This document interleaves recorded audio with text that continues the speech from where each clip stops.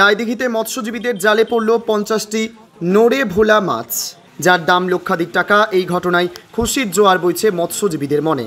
মাছগুলি রায়দিঘি ঘাটে আনার পর নিয়ে যাওয়া হয় ডায়মন্ড হারবার মৎস্য আড়তে। এই নড়ে ভোলা মাছগুলি ধরা পড়ে প্রিয়াঙ্কা নামের একটি মৎস্যজীবী ট্রলারে। জালে এই মাছ আরও অনেক পড়েছিল, কিন্তু জাল ভারী হয়ে আসায় কিছু মাছ পড়ে যায়। শেষ পর্যন্ত এই মাছগুলি নিয়ে আসা হয়। মাছগুলি রায়দিঘি ঘাট থেকে সরাসরি ডায়মন্ড হারবারের নগেন্দ্র বাজার মৎস্য আড়তে মাছগুলি নিয়ে আসা হয়। প্রায় 4.5 লক্ষ টাকায় সেগুলি বিক্রি করা হয়েছে। এখানে নৈরাবলা মাছ পাওয়া গেছে। কটা? এখানে 50 পিস। 50 পিসের মতো। তো এই মাছ আগে পেয়েছিলেন? না, আগে পাইনি। কতটা খুশি?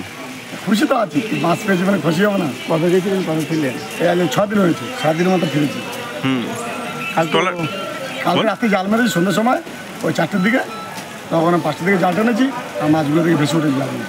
এইগুলো নিয়ে কোথায় যাবেন? এই তেমনই যাবে।